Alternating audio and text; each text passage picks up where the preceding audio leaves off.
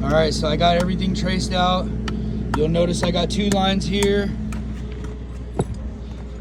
And I'm traced out all the way through. And you notice I got 2 lines here. What I'm doing is this is my 10.5 depth.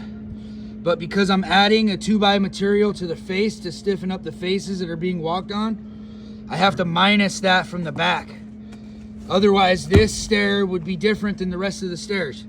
Because this up here, which is up there, is not gonna get an 1.5 inch added, but the rest of this is gonna get that 1.5 inch added. So that would make this 12 deep if I didn't cut that 1.5 inch off the back. Same thing down here. You have to cut the thickness of your decking material off the bottom of your stairs. Otherwise, this stair would be taller than the rest of your stairs. And I know when you're starting out, that doesn't always make sense, but you gotta trust the formula. So you go finish height to finish height, divide by 7. That's gonna give you a decimal number, a whole number and a decimal number. Then you go back to your original number. So in my case was 137. Then I divide that by my 18 or my 19. And then that gives me 7.61, which is 7 5/8 week.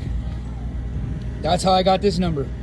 And then code minimum says 10 inches minimum. I like to do 10.5 always, pretty much, unless there's some kind of distance constraint.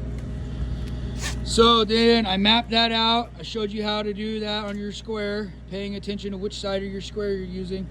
I mapped that out, and then I'm taking the thickness of my decking material off the bottom, and I'm taking the thickness of what we call sub kick off the back of the stairs. And again, this doesn't make sense when you're starting out, but once you start to build your stairs and you see how everything adds up when you start adding your decking material and whatnot to it, it's gonna make sense. So just trust the formula.